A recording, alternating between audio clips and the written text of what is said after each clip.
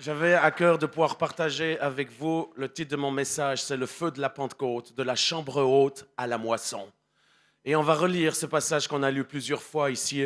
Tout à coup, il vint du ciel un bruit comme celui d'un vent impétueux. Et il remplit toute la maison où ils étaient assis.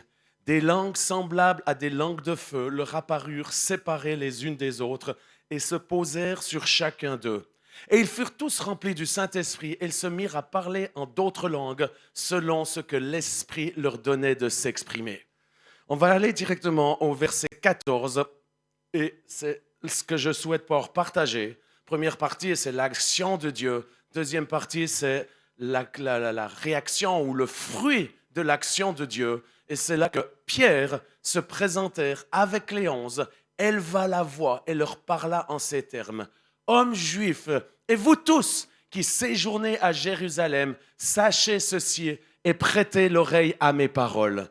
Ceux qui acceptèrent sa parole, au verset 41, furent baptisés et en ce jour-là, le nombre des disciples s'augmenta d'environ 3000 âmes.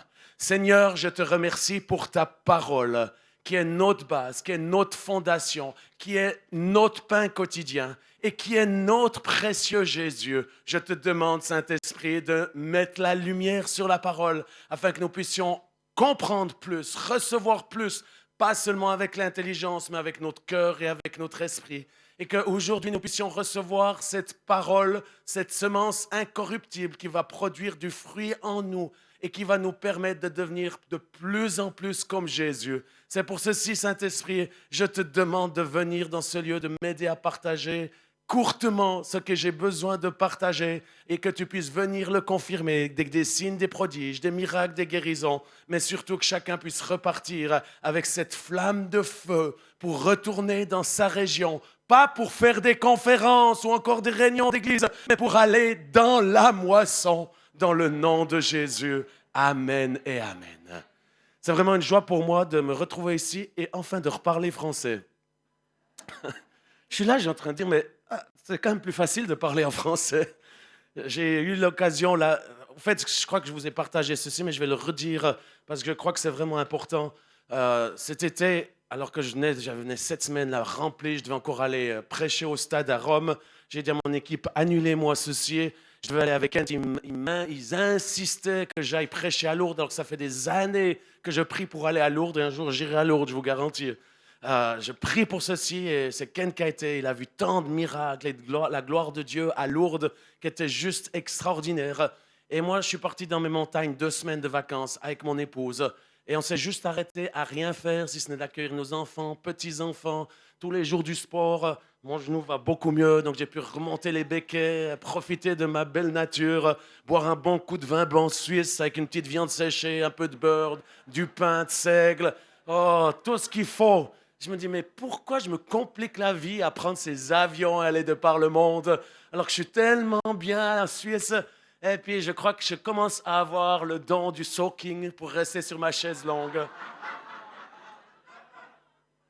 Et ça m'a fait du bien 2 semaines, de faire du soaking, du nothing, du resting, du peu importe ce qu'on a fait. On s'est fait beaucoup de bien. Et ensuite, pendant cette période-là, le Seigneur me parle et il me dit, Jean-Luc, sanctifie-toi, car demain je ferai des prodiges. Seigneur, je ne suis pas Josué, je suis Jean-Luc, le petit Suisse. Jean-Luc, sanctifie-toi, car demain je me manifesterai avec puissance. J'ai dit, Seigneur, ok, je vais regarder. Je savais exactement ce que ça voulait dire. Je vais dans mon agenda, je dis, Seigneur, 40 jours, c'est quand même long. 40 jours de jeûne à l'eau. Je ne sais pas comment je vais faire ceci. Je jeûne régulièrement, ma famille le savent. En principe, le jeudi, c'est mon jour de jeûne. Toutes les semaines, une journée, juste pour rappeler que la chair, elle ne contrôle pas ma vie, c'est mon esprit. Je vous encourage de faire de même. Je partage ça pour vous encourager à faire de même. Et chaque fois, en janvier, en septembre, on prend avec mon épouse, avec les gens de l'église, on prend du temps pour prier, jeûner. Et j'ai fait plusieurs fois 5 jours, 14 jours, j'ai fait 3 fois 21 jours, mais jamais 40 jours. Et puis là, chaque fois, je me disais tous ces derniers temps, on dit on veut suivre l'exemple de Jésus. On veut bien le suivre pour guérir les malades, chasser les démons, mais on ne veut pas payer le prix de jeûner 40 jours. Oui, Jésus, on veut suivre, on fait tout ce que tu as fait, tout ce que tu nous demandes. Multiplier les pains, voir la gloire, être avec Moïse, avec toute l'équipe. Mais non, les 40 jours, là, ça, on va essayer de sauter à pieds joints pour l'éviter. Et puis, ben, c'est ce qui s'est passé dans ma vie. J'ai dû attendre 55 ans pour que je prenne cette décision. Et là, je vais dans l'agenda et je vois, mais c'est juste pas possible. Septembre, c'est mon anniversaire, c'est la bénichon. Bénichon, c'est comme la Thanksgiving, c'est quelque chose d'important chez nous, la famille. Il y a le mariage de Kent, puis après j'y vais, puis j'ai les voyages, puis j'ai ceci, cela. Novembre, c'est pas faisable, il y a l'anniversaire de lui, il y a ceci, je pars nouveau aux États-Unis. Décembre, on ne peut quand même pas jeûner à Noël. Donc,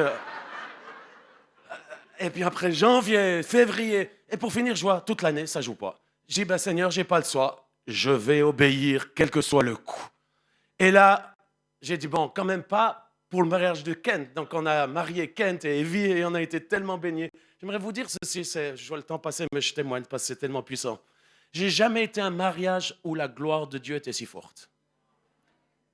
Pas dans mon mariage, même le mariage de mes autres enfants, j'ai jamais eu une si grande gloire. On était dans cette église, Pasteur Dorothée et Louis étaient là et on vous remercie encore d'être venus en Suisse. Et on était dans cette petite église. Évidemment, on aurait pu louer une salle à 1000, 2000 personnes. Ils seraient venus, mais ils ont limité à 120 ou 140 personnes. 120. 120. 120. Comme le jour de la Pentecôte. On était entassés dans cette petite église, toute mignotte. Vous pouvez aller voir sur les réseaux sociaux, vous verrez une belle petite église suisse sur le talus, à côté des vaches, les montagnes en arrière, les cloches. Non, vous avez fait sonner les cloches? Ah, il faut qu'on le refasse, on a raté ça. Mais la gloire de Dieu était là. Et j'aimerais dire, parce que j'étais témoin de ceci, Kent, il vivait chez nous jusqu'à son mariage. Et 2 heures ou 3 heures avant, il était la porte enfermée en train de prier en langue, prier pour que la gloire de Dieu vienne à son mariage. Je ne connais pas beaucoup de mariés qui font ça. En tout cas, moi, je n'ai jamais fait ça. Et puis, est-ce qu'il y en a d'autres qui ont fait ceci, prier 3 heures de temps avant de s'être mariés? Non, ouais, ça n'existe nulle part. Mais c'est pour ça que la gloire de Dieu est venue. Et j'aimerais dire, il n'y a pas de détour, on doit payer le prix. Donc, j'ai dit, OK, je marie mon fils, le lendemain, je me mets à jeûner.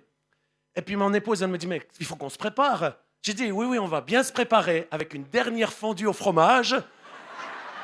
Et ensuite, on attaque. Suivez pas cet exemple, mais ça a très bien été. On s'est réjoui, une dernière fondue au fromage, une bonne yacht, un bon coup de blanc, les montagnes, alléluia, pour la saison de manger. Et maintenant, on attaque les 40 jours. Et durant ces 40 jours...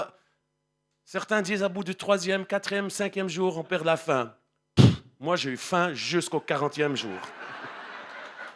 J'avais envie de tout manger. Je voyais une serviette, je me disais, est-ce que je peux manger ça? Est-ce que c'est de la nourriture? Ouais, non.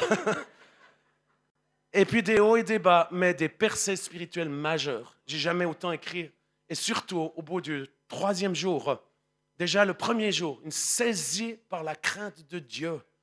Et à me plier tous les matins. Je me pliais les genoux. J'étais encore dans mon lit. J'étais là, Seigneur, pardonne-moi. Enlève toutes les choses qui ne te font pas plaisir. Oh, aide-moi, Seigneur, que les fruits de l'esprit deviennent une réalité. Que le caractère de cochon que des fois j'ai, tu puisses le transformer. Et que tu puisses me toucher. Et vraiment, de la repentance sur repentance tous les jours. Et d'être là et de plier le genou, de dire, j'ai besoin de Dieu, j'ai besoin de toi.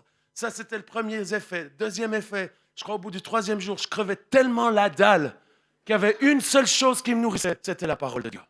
J'ai une faim et une soif de la parole de Dieu comme j'ai jamais eu. Si vous n'avez pas envie de lire la Bible, commencez à jeûner, vous verrez que si vous jeûnez vraiment à l'eau, pas jeûner des réseaux sociaux, non. Les réseaux sociaux, c'est bien, utilisez-les pour promouvoir l'évangile, suivez ce qui se fait à Paris Sainte-Chrétien, ce qui se passe à travers le monde. Si vraiment vous êtes addict, ok, balancez ça à la poubelle. Mais ce n'est pas ça, c'est faire le jeûne de Jésus à l'eau. Vraiment se concentrer, de prier. Et là, vous avez une faim, une soif de Dieu sans précédent. Et quand je dis faim et soif, j'entends beaucoup d'entre vous qui disent « j'ai faim et soif ». Oui, vous avez faim et soif du Saint-Esprit et vous avez envie de boire pour que quand Frank il arrive, tac, vous soyez un petit coup d'assommoir là pour recevoir plus de l'Esprit. Mais quand vous avez faim, c'est vous avez faim de la parole de Dieu. Parce que la parole de Dieu, c'est le pain quotidien. Vous ne pouvez pas avoir faim de l'esprit. Oui, on peut, c'est une certaine forme, mais vous avez soif, des fleuves d'eau vive, soif, mais vous avez faim de la parole de Dieu. Et ça, c'est une œuvre de l'esprit. Et je prie que dans cette saison, j'aimerais le dire sérieusement. J'ai un message puissant, mais je sens que je dois partager ceci. On est dans une saison, si on veut tenir, on va aller jusqu'à la fin. Je le disais encore ce matin, ce qui compte, c'est terminer bien la course. terminer dans la foi. Jésus l'a clairement dit, sa préoccupation, avant qu'il parte, il a dit, est-ce que je retrouverai la foi quand je viendrai sur terre? Et si nous ne plongeons pas nos racines dans la parole de Dieu, qui c'est hors de la parole de Dieu que vous avez la foi, vous allez passer à travers des tempêtes qui viennent de plus en plus difficiles. Et ces tempêtes, si vous n'êtes pas enracinés dans la parole, avec foi, parce que c'est le bouclier de la foi qui est très enflammé. Est-ce que vous allez avoir des traits enflammés? Je vous promets, si vous sortez de votre box qui s'appelle le club privé, vous chantez des Alléluia parmi vous, mais que vous rentrez dans l'objectif du réveil qui est celle de sortir de la chambre haute pour aller dans la moisson, eh bien le diable, c'est là qu'il va vous tirer les traits enflammés. Et il va tout faire pour vous, pam, pam. Et la façon de pouvoir sortir victorieux, c'est de lever le bouclier de la foi. Dieu soit loué pour les lignes de prière, Dieu soit loué pour l'Église, Dieu soit loué pour les frères et sœurs. Mais j'aimerais dire une chose, la façon dont vous pouvez être victorieux, c'est la foi. C'est de marcher par la foi, c'est de grandir par la foi, c'est de déplacer les montagnes par la foi. La foi, c'est la seule chose qui plaît à Dieu. C'est le langage de Dieu, c'est le langage de l'Esprit, la foi. Et je prie que cet après-midi, l'esprit de foi soit déployé sur nous, afin que nous puissions être comme Josué et Caleb, prêts à conquérir le pays promis. Et quand je priais pour cette journée ici, j'avais l'impression qu'on venait juste de sortir du Jourdain et on commençait à voir Jéricho à craqueler. Et on a été enthousiastes pendant ces 9 mois de l'école du réveil. Mais ensuite, on se rend compte, il y a du travail encore. Ce n'était pas juste les 9 mois qui permettent de pouvoir conquérir le pays. On a réussi à faire craqueler quelques fissures. Il y a quelques fissures, quelques murs sont tombés, quelques géants sont tombés. Mais il y a tout à conquérir. Et beaucoup se sont déjà arrêtés. Et j'aimerais vous encourager à revenir à la chambre haute, à replier le genou dans la chambre haute, afin que nous puissions recevoir la promesse qui nous a été faite, c'est-à-dire le Saint-Esprit. Et c'est ce qu'ils ont fait, ces 120 disciples. Ils ont vu la gloire de Dieu. 3 ans, ils étaient avec Jésus, ils allaient de lieu en lieu. Jésus était rempli du Saint-Esprit. Il manifestait la puissance de Dieu comme personne d'autre n'a été sur cette terre. Il guérissait tous les malades. Il chassait tous les démons. Il guérissait tous les malades. Dans la plupart des endroits, il manifestait sa gloire. Il ressuscitait les morts. Il manifestait le royaume de Dieu. Au bout de 3 ans, il a accepté d'accomplir la raison principale de sa venue sur terre. La raison principale de la venue de Jésus n'était pas de commencer un club privé pour les chrétiens. La raison principale de la venue de Jésus était de chercher ceux qui étaient perdus. Et ceci n'a pas changé, chers amis. Le cœur de Dieu n'a pas changé. Il a envoyé son Fils afin que quiconque croit en lui et puisse avoir la vie et la vie en abondance. Et c'est son cœur. C'est pas les autres choses. J'étais juste cette semaine avec des centaines de leaders de toute l'Europe, des gens qui ont des grandes églises. Certains, je pense entre autres à mon ami Léo Biguer pour vous dire le réveil, c'est en train d'arriver partout. Ils sont à Zurich, c'est en Suisse, Zurich. C'est une ville compliquée, c'est une ville intellectuelle, c'est la ville la plus riche de Suisse. Ils ont réussi, en quelques années, ils ont monté à plus de 3000 personnes. Cette année, ils ont eu plus de 600 baptêmes par mois. Ils sont passés de 3000 à 5000 personnes. Et il m'a dit, Jean-Luc, je peux te promettre que le 80% des gens, ce sont des gens non chrétiens. Et notamment, ils avaient une rencontre de jeunes qui était petite, qui est montée à 150, 800 personnes, et qui, cette année, toute génération Z, c'est la génération des jeunes, comme mon fils, comme Evie, ces gens qui ont faim et soif, sont passés de 800 à 2000 personnes le dimanche soir. Et je disais, mais Léo, c'est incroyable. Dans le passé, je partage mon cœur. Je dis, Léo, moi je suis venu écouter, je suis venu faire, toi t'es mon ami. J'ai été là-bas suivre des cours, comment faire grandir l'église pour que nos églises puissent grandir. On a appris certaines choses, mais je me souviens, il y a 20 ans, quelque chose comme ceci, tu disais aux gens, vous ne pouvez pas lever les mains parce que c'est important qu'on ne choque pas les non-chrétiens. Et ils ont eu effectivement des gens qui se sont convertis, de l'église qui a commencé à grandir gentiment. Mais il m'a dit, Jean-Luc, oui, c'est la vérité. On était dans ce mouvement des seekers sensitifs, de chercher, de s'adapter à la culture pour s'assurer que les gens viennent et ne soient pas choqués, viennent à Jésus. Il m'a dit, ce temps est fini, il est révolu. On est dans un temps nouveau. J'aimerais te dire, Jean-Luc, aujourd'hui, je dis aux jeunes, je leur dis, levez vos mains, l'Esprit de Dieu va venir sur vous. Et les gens non chrétiens ne sont pas choqués, ils lèvent leurs mains, la puissance de Dieu vers eux, ils tombent dans la repentance et se donnent à Jésus-Christ. Et chaque mois, 600 personnes qui se font baptiser d'eau. En Suisse, si Dieu peut faire ça à Zurich, il va le faire à Paris. Je ne sais pas où sont, ils sont, soyez prêts. Baptême après baptême, chaque dimanche. Une autre église, elle me disait, il y a tellement de baptêmes aujourd'hui qu'au fait, on a laissé le baptistère. Chaque dimanche, on fait l'appel à la conversion. On n'a plus le temps de faire des cours de 3 ans pour leur expliquer qu'est-ce que le baptême. C'est, ils croient et ils se font baptiser, comme chez les Éthiopiens. Et chaque dimanche, ils baptisent et ils baptisent et ils baptisent. Et c'est ce qui est en train d'arriver. Et j'aimerais ce matin, alors que cet après-midi, alors que le temps passe et que je n'ai encore même pas commencé à prêcher, mais j'ai partagé mon cœur, j'aimerais vous encourager à suivre mon exemple, à considérer, à vous sanctifier, à prier et à jeûner. Je ne suis pas là à vous dire de faire 40 jours, mais je suis là à vous dire, si vous n'avez jamais fait 40 jours, commencez par un jour. Allô, pas Facebook, allô. Et priez, jeûnez. Dites, mais Jean-Luc, comment tu as pu faire 40 jours? Ben, moi, je n'ai pas 40 jours pour prier, jeûner, rester dans ma boutique. J'ai dû travailler comme chacun, le matin de bonne heure, terminer soir et prendre les avions. J'étais en Espagne, j'étais en Italie, j'étais en Allemagne, prêcher comme je prêche là. Plusieurs fois, les gens l'ont vu, je me suis évanoui en prêchant.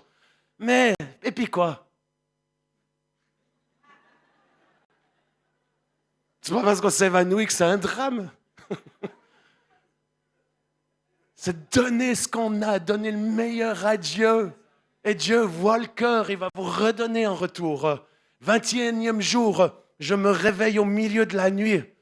Alors que j'avais déjà fait 21 jours. Mais là, autre chose, je me réveille avec une autorité, un de ces bulldogs, tu sais, un de ces bouffes qui veut aller après les puissances diaboliques.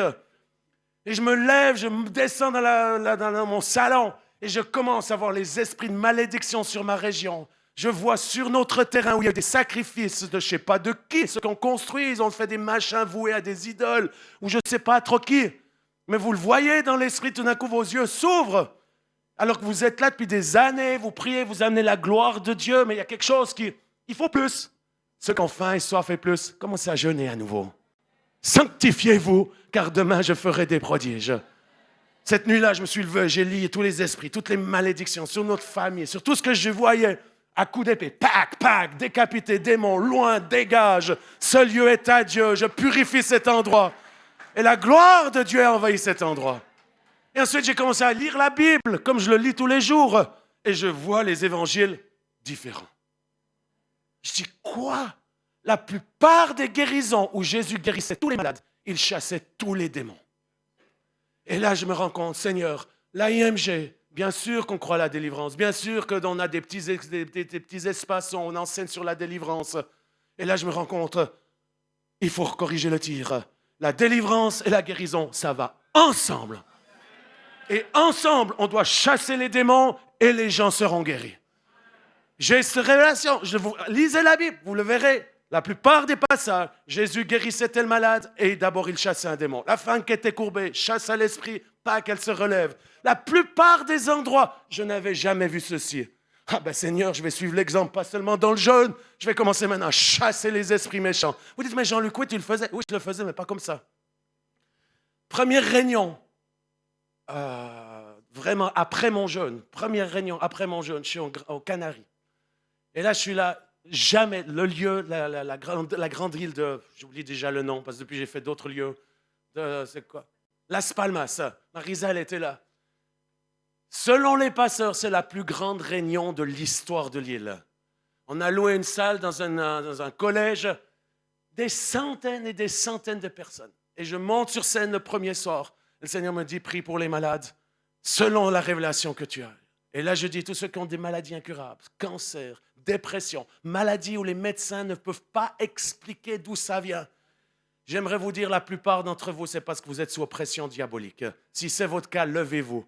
je ne sais pas, 800 personnes ou quelque chose comme ceci, se lèvent, je prends autorité. Et en quelques minutes, plus de la moitié sont guéris instantanément. J'aimerais vous challenger à nettoyer votre vie. Vous ne pouvez pas chasser les démons si vous vivez dans le péché et que vous êtes encore possédé, ça ne va pas le faire. Vous allez être encore plus tourmenté et le diable va vous détruire. Mais c'est le bon moment de nettoyer votre maison, de purifier votre maison, tous vos objets, vos idoles que vous avez ramassés quand vous êtes en Afrique ou en Inde et que vous êtes revenu avec des bouddhas que vous avez déposés à l'entrée de votre maison. Ça doit dégager! Il n'y aura pas d'autre Dieu que le nom de notre Dieu dans notre maison. Et moi et ma maison, nous servirons l'Éternel. C'est pour ceci, nettoyez votre cave. Je me souviens dans une de ces périodes, qui était une autre période, je suis descendu de ma cave où j'ai des bons vins et je vois un de ces vins extraordinaires, la Dôle de Salkenen, qui est un bel endroit en Suisse. Une Dôle, un vin extraordinaire. Et dessus, c'est marqué le sang de l'enfer. Oh, allez regarder dans vos caves, allez regarder dans vos bibliothèques. Allez regarder vos livres. Oh, moi, j'aimais Dieu, j'aimais le Saint-Esprit, rien à voir avec l'enfer, j'aimais aussi les bons vins. Et c'est un excellent vin. Quand j'ai vu tout d'un coup, mes yeux sont ouverts, j'ai pris ces bouteilles, je les ai mis dans un sac en jute. Et ensuite, je les ai fracassées contre le mur. J'ai dit, l'enfer n'a aucun droit dans ma maison. C'est uniquement le sang de Jésus. Je vous invite à faire la même chose. Vous êtes là, oh lui, comment il a pu arriver? Allez nettoyer votre maison. Retournez à la maison. Demandez au Saint-Esprit, qu'est-ce que je dois balancer à la poubelle? Qu'est-ce que je dois laisser de côté? Il y a des choses qui semblent fantastiques. Une jolie petite poupée. Derrière, il y a des esprits qui sont en train de vous maudire tous les jours. Et la raison pour laquelle le Seigneur dit, sanctifiez-vous, car demain je ferai des prodiges, c'est qu'il y a quelque chose qui est en train d'arriver. Et le quelque chose, c'est que Dieu veut vous utiliser, de passer à la chambre haute pour aller dans la moisson. Et la moisson, c'est d'annoncer l'Évangile. Et annoncer l'Évangile, c'est pas juste de balancer des petites Bibles Gédéon qui sont bien. Mais l'annonce de l'Évangile, c'est que vous ouvrez votre bouche et que vous prêchez Christ crucifié et Christ ressuscité. Et que quand vous le prêchez, vous permettez à ce Saint-Esprit qui est sur vous. Si vous n'avez pas la flamme de Dieu, vous allez vous fatiguer à prêcher. Il vous faut la flamme de feu qui vienne sur votre vie. Ce feu du Saint-Esprit qui va vous permettre de vous lever. Quand le feu du Saint-Esprit vient, c'est pas pour vous amener à genoux toute votre vie. De la flamme de feu qui vient sur vous à genoux, il vous permet de vous lever pour aller. Allez de par le monde. Et c'est mon message aujourd'hui, alors que je vais le terminer, j'ai encore du temps, mais je vais bientôt le terminer. J'ai à cœur de vous encourager, à vous sanctifier, à prendre du temps, à jeûner. Jeûner, je vous promets. Depuis, j'étais aux États-Unis avec Randy Clark, il y a juste 2-3 jours. En fait, ça fait presque 5 semaines que je suis sur la route. Là, je vais arriver à la maison 2-3 jours. Ensuite, on part en Norvège, et de là, je repars à Reading. Ensuite, je vais chez EMC au Canada. Je reviens pour moins de 24 heures, et ensuite je pars au Burkina Faso. Et après, on sera à Noël. Puis là, on pourra faire du soaking, du drinking, du eating. On fera tout pendant 2 semaines. Puis après, on refera de nouveau du fasting. On rejeûnera de nouveau au début de l'année. Et je vous encourage à nous rejoindre. Avec Europe Shall Be Saved, on va faire 21 jours. Profitez, ceux qui ne savent pas jeûner, profitez, venez avec nous. Faites 21 jours, mais avant, exercez-vous un jour, un repas. Faites quelque chose pour rentrer dans ce que le Seigneur veut faire dans le nom de Jésus. Si j'ose demander au groupe de louanges de me rejoindre, parce qu'en fait, je vois le temps qui n'est pas terminé, mais j'ai l'impression que Dieu veut faire quelque chose. Je te demande, Seigneur, de te manifester. Et j'aimerais dire, le message qui brûlait au fond de moi, c'est vraiment de vous encourager à ce qu'on puisse passer du temps dans la chambre haute. Beaucoup n'ont pas passé par la chambre haute. L'imposition du frère évangéliste international, Frank Poulin, il vous bénit, il vous touche, il y a une impartition, on croit l'impartition. Mais la flamme de feu, il y a une seule personne qui peut vous la donner, c'est Dieu lui-même. Et cette flamme de feu, elle se gagne à genoux dans la chambre haute. Je vous encourage à aller dans vos chambres, fermez votre porte à clé et attendez-vous à ce que la flamme de feu vienne et priez, jeûnez jusqu'à ce qu'elle vienne. Jusqu'à ce qu'elle vienne, ne quittez pas le lieu avant. Priez, intercédez, criez à Dieu. La même chose pour vos églises. Beaucoup viennent là et disent, mais je retourne dans mon endroit et puis c'est comme si c'est mort. Mais j'aimerais te dire, tu as la clé. Il faut s'agenouiller, s'humilier, crier à Dieu avec foi. Pas pour dans l'optique de rester 40 ans à genoux. Non, mais pour l'optique que l'Esprit de Dieu va venir et que ce souffle de l'Esprit de Dieu va venir sur ta vie et va permettre à la flamme de s'allumer afin que tu vas te lever pour accomplir l'œuvre de Dieu. Une des œuvres qui s'est passée qui était extraordinaire, c'est à Herrnhut, le réveil des Moraves. En Allemagne, il y avait un comte qui s'appelait le comte de Zinzendorf. Il avait une communauté, mais qui était divisée. C'était les Moraves. Ils se disputaient entre eux, ils se critiquaient, ils se chamaillaient, comme c'est le cas parmi nous. Beaucoup trop de critiques. Arrêtez de critiquer, même si on est en désaccord, même s'il a fait une erreur, même ce qu'il a balancé sur Facebook, ça ne semble pas cohérent. On perd du temps et de l'énergie à critiquer. Passons de la critique à la bénédiction, du commémorage à la prière pour les uns pour les autres. Et c'est là que le comte de Zinzendorf, il a dit, faisons une marche de repentance et allons dans tel et tel endroit pour prier. Des centaines de cette communauté sont commencées à se mettre à marcher. Et c'est là que tout d'un coup, l'Esprit de Dieu est venu.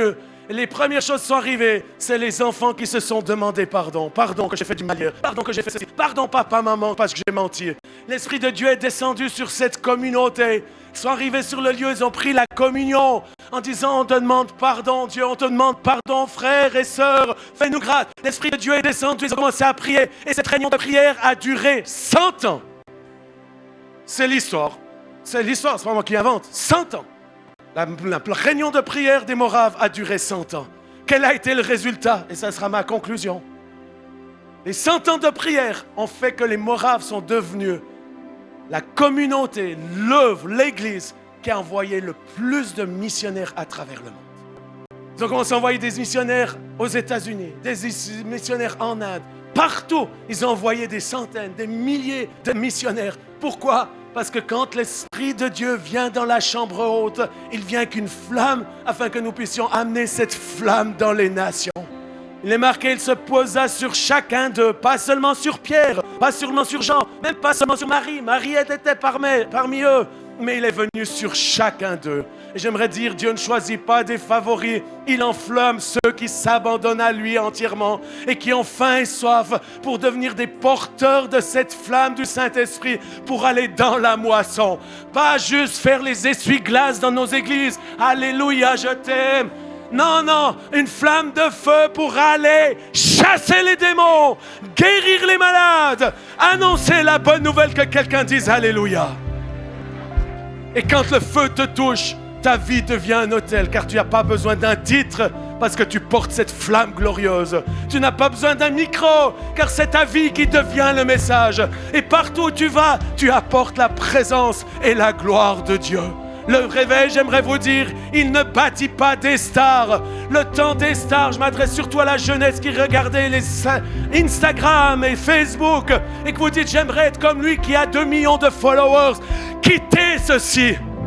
Quittez pas Instagram, parce que vous allez voir ce que Dieu fait si vous suivez les bonnes choses. Mais quittez la séduction du monde qui vous dit, soyez comme elle. Vous qui n'êtes pas mariés, la plupart vous n'êtes pas mariés parce que vous aimeriez avoir. Vous croyez Brad Pitt et vous aimeriez avoir une Angelina Jolie. Vous n'êtes ni Brad Pitt, vous n'aurez jamais Angelina Jolie. C'est le moment de se repentir, de revenir à la réalité. Et de dire, oui, Dieu m'a créé comme merveilleuse créature. J'ai les cheveux blonds, j'ai les cheveux noirs, je suis frisé, je suis un peu plus grand, un peu plus svelte, j'ai des boutons, j'ai pas de boutons, je souris de travers. Tu es une créature merveilleuse de Dieu. Et si tu veux te marier, alors demande à Dieu, le serviteur et la servante qu'il a préparé pour toi et qui est une femme et un homme de Dieu qui va te permettre de servir Dieu ensemble. Que quelqu'un dise Alléluia. Je commence à sentir le feu. Gloire à Dieu. Le vrai réveil, c'est que chaque chrétien, comme on l'a entendu, devienne un envoyé. Chaque cœur devient un chant et chaque voix devient un appel à la moisson. C'est ainsi que réveil d'Azusa Street. L'année prochaine, ceux qui veulent me rejoindre, j'irai. J'ai été invité à Los Angeles pour fêter les 120 ans d'Azusa Street.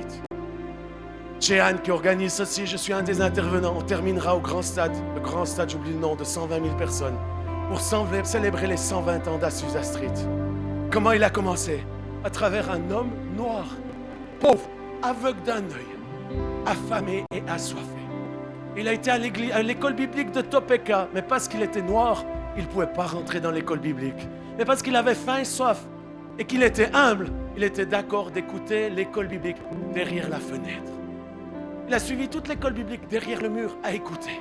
Et ça, c'était son école biblique. Retourner à Bonnie Brae Street, cette petite rue de pauvres à Los Angeles.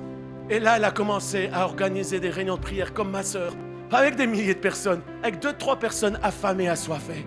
Et c'est ça, cette coalition de réveil. C'est pas juste l'enthousiasme le samedi, c'est qu'on puisse s'encourager, se motiver, se donner comme elle disait, des piqûres de rappel. J'aime ça, la dernière fois tu as dit ça. Il nous faut cette piqûre de rappel pour qu'on puisse retourner avec la mission que Dieu nous a donnée. L'école de réveil est finie, mais vous qui avez reçu cette flamme, vous qui allez la recevoir, il y a une mission à accomplir. C'est celle de quitter la chambre haute et d'aller dans la moisson.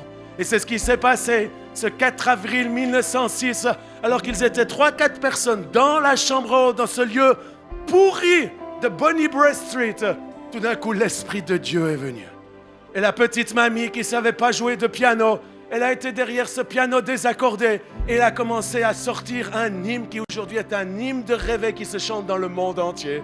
L'Esprit de Dieu est descendu et tout d'un coup, sans réellement faire, sans publicité, sans réseaux sociaux, tout d'un coup, c'est des milliers de personnes qui se sont retrouvées devant la petite maison. Et qu'est-ce que William Seymour a fait? Il n'est pas resté dans la maison comme beaucoup continuent de le faire en disant plus de toi, Seigneur. Non! Quand vous avez reçu la flamme, il vous faut vous lever. Vous n'avez pas besoin d'une grosse flamme. Une petite flamme suffit. Il suffit de se mettre en mouvement. Et c'est là qu'il a commencé à prêcher l'évangile. Et c'est des milliers de personnes qui se sont converties. On dit que les gens qui approchaient la côte de Los Angeles étaient saisis par la conviction de péché. Ils tombaient repentis dans les bateaux, criant à Dieu miséricorde. Et Azusa Street a impacté le monde entier. D'Azusa Street, c'est parti en Norvège. La Norvège, c'est parti sur la Suisse, pays de Galles, et qui a créé le mouvement de Pentecôte. J'aimerais vous inviter à vous lever et que vous puissiez prendre cette décision que certains ont déjà prise. Mais de par la circonstance de la vie, l'occupation, et c'est ce que je disais à mes chers amis pasteurs, je disais, chers amis, j'aimerais vous dire une chose. Nous avons une église qui est en croissance, qui a besoin tant d'efforts. Dans un petit village d'environ 1000 personnes, on arrive bientôt, on a 950 personnes qui viennent. Pratiquement tous les jours, les gens se convertissent. Et il faut en prendre soin. Et oui, il faut qu'on développe le prophétisme. Oui, il faut qu'on prenne soin des enfants. Oui, il faut qu'on s'occupe de la louange. Oui, il faut qu'on fasse de l'enseignement, qu'on fasse des disciples. Oui, il faut qu'on passe du temps dans la communion fraternelle, qu'on rompt le pain. Tout ça, c'est juste. Mais si on oublie la mission principale, on passe à côté de ce que Dieu nous demande. Et c'est le raisonnement aujourd'hui dans l'Église entière, c'est que c'est le temps d'aller dans la moisson. Et j'aimerais que vous puissiez juste dire à Dieu, Seigneur, je suis prêt à mourir à moi-même pour aller dans la moisson. Et c'est ce qui va se passer. C'est alors que l'Esprit de Dieu va venir. Et vous qui êtes comme Pierre, ou peut-être mieux que Pierre, Pierre, il était tout plein de foi quand Jésus était là. Mais quand la persécution est venue, il a renié 3 fois Jésus. On n'est pas mieux que Pierre. J'aimerais juste vous dire ceci. Combien vont renier le Christ dans les prochains mois, les prochaines années, alors que la persécution est en train de venir? Ce matin même, sur les réseaux sociaux, d'une source claire. Beaucoup sont dormis parce qu'on est dans nos bulles. Je suis désolé de prendre cet exemple, mais hier j'étais avec le pasteur Brendan. Il me disait, Jean-Luc, on a été dans une bulle pendant des années. Et là, il y a quelque chose qui est en train de se passer. Et on a besoin des uns et des autres. Beaucoup, vous êtes dans une bulle. J'aimerais vous encourager à sortir de votre bulle et à rejoindre cette armée qui veut conquérir le pays premier. Ce matin, j'ouvre le truc et je vais vous lire ceci. Juste que je le trouve, j'ai fait un screenshot.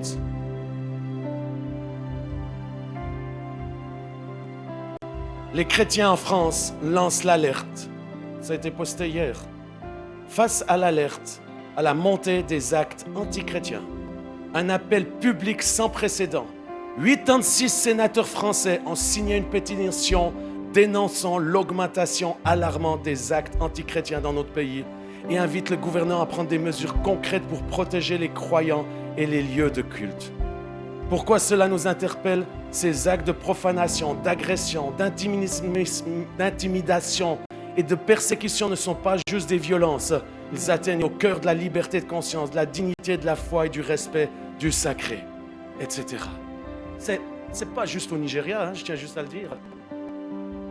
Et plus le feu va se lever, plus la persécution va aller. Et je voulais partager de ceci.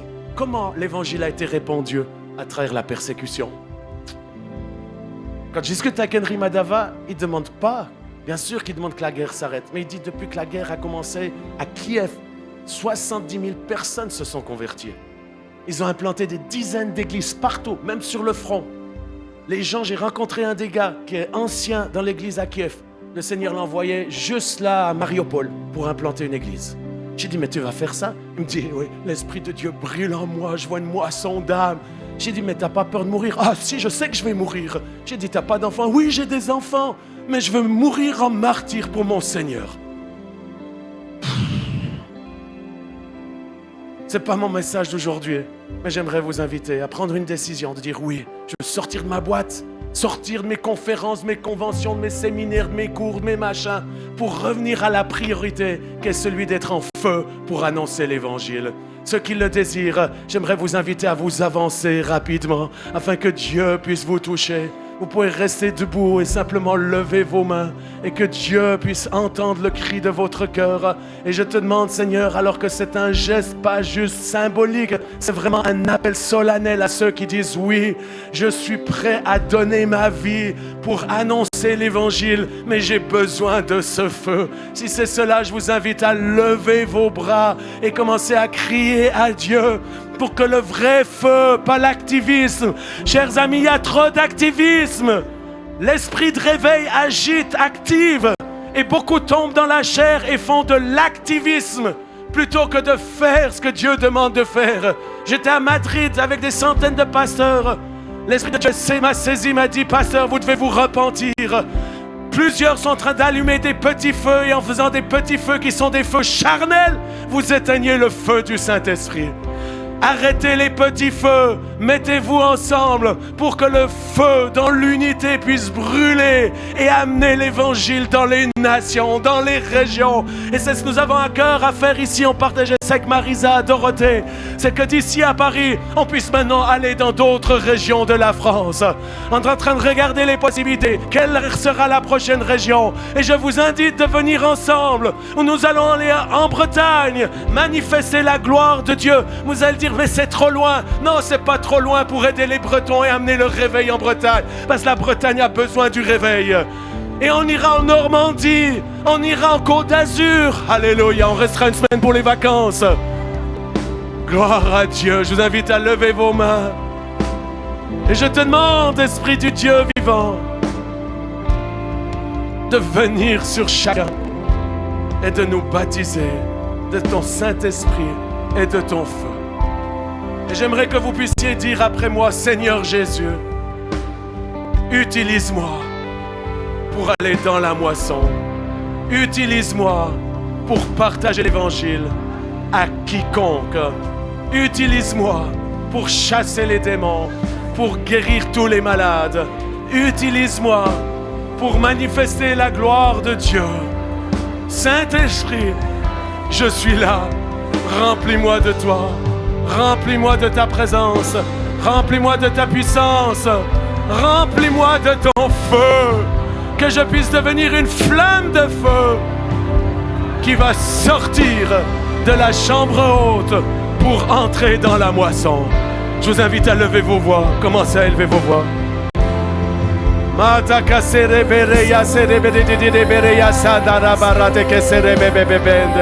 Élevez vos voix, priez en langue. Que l'Esprit de Dieu puisse venir. Que le feu du Saint-Esprit puisse venir. Encourage ceux qui sont découragés. Ouvre les yeux des aveugles afin qu'ils voient le chant de la moisson qui est blanc. Et j'encourage chacun également à prendre une décision. Oui, Seigneur, je veux me sanctifier parce que tu vas faire de grandes choses dans ma famille.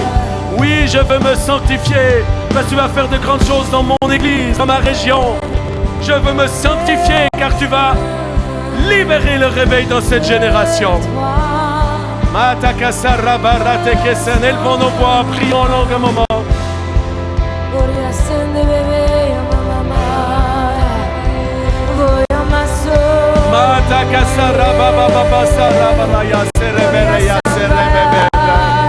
Que le feu du Saint-Esprit puisse descendre dans cette chambre haute qui s'appelle Paris Centre Chrétien. Qu'aucun d'entre nous quitte ce lieu sans recevoir une flamme renouvelée, une flamme fortifiée, renforcée, une flamme qui est en mouvement parce qu'il y a le souffle de l'Esprit. Esprit Saint, souffle sur ce lieu, qu'il y ait un souffle violent qui puisse venir dans ce lieu à ceux qui nous regardent à la maison.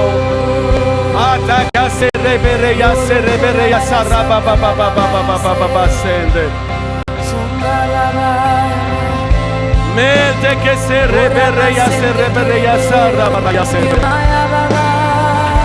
Mete que se darabaya sende que rebende.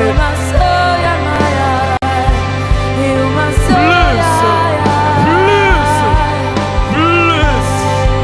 Mata casarabaya que se rebebe. Ouvre nos yeux.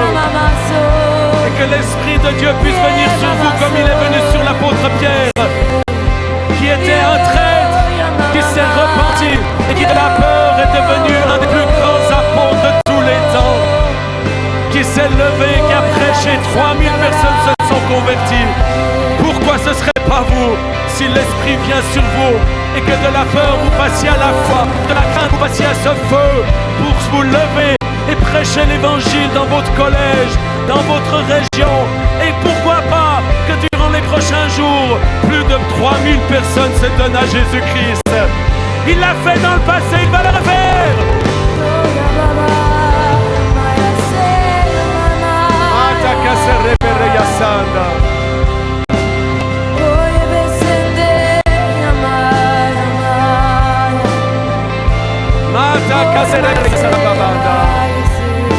Mete que se rebereya sarababababanda.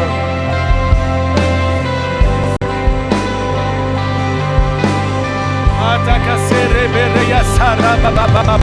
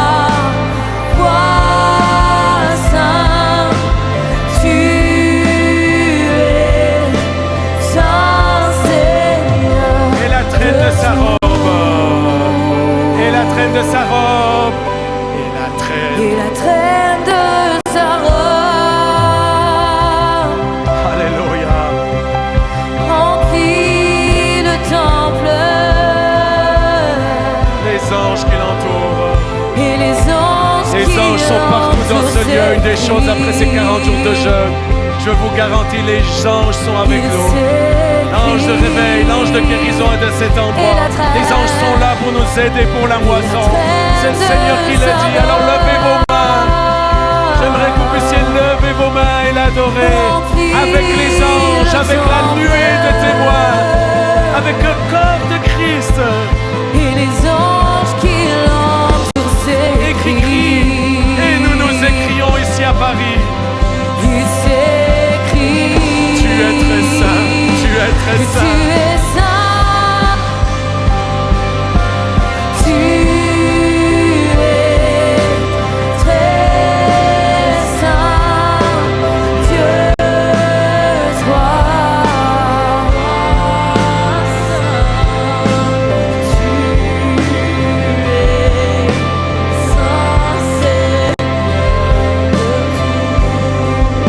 Dans le nom de Jésus, je commande à tout esprit d'impureté, alors que le groupe continue de jouer, je prends autorité sur de nombreux esprits qui sont attachés à vos vies, dont beaucoup sont pris par des esprits d'impureté.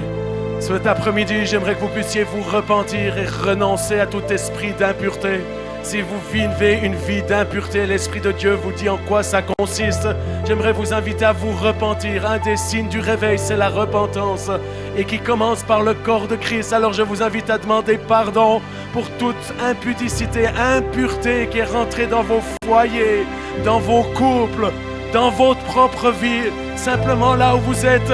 Alors que le groupe chante, joue doucement, je commande dans le nom de Jésus à tout esprit d'impureté qui s'est attaché au corps de Christ, qui s'est attaché à la vie des disciples de Jésus-Christ, qui s'est attaché à la vie de mes bien-aimés qui sont dans cet endroit.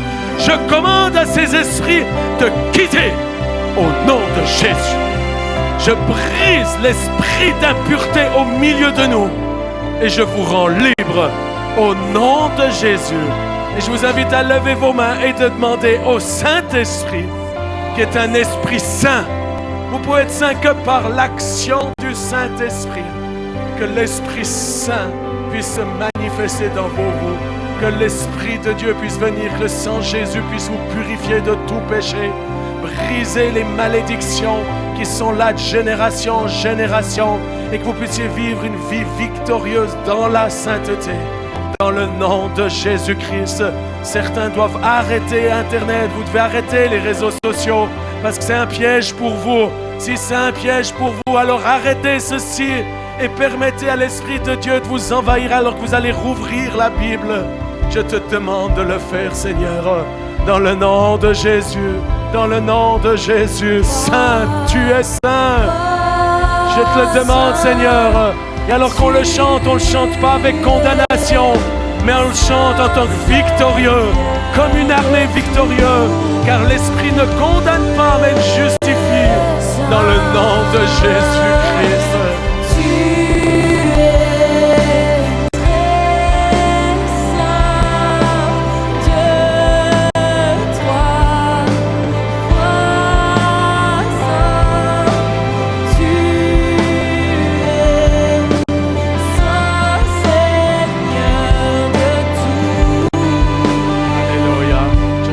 Terminer de cette façon, qu'on puisse plier le genou pour ceux qui le peuvent, et ensemble on va faire la merveilleuse prière que Jésus nous a laissée.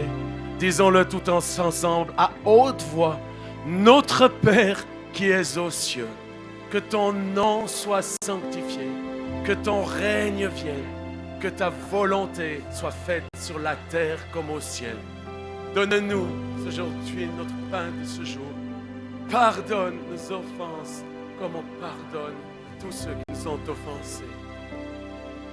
Nous passions, mais délivre-nous du mal, car c'est à toi qu'appartiennent le règne, la puissance et la gloire pour les siècles des siècles. Amen. Gloire à Dieu. Je vous invite à vous relever, à retrouver vos places. Allez sans eau dans la paix du Christ.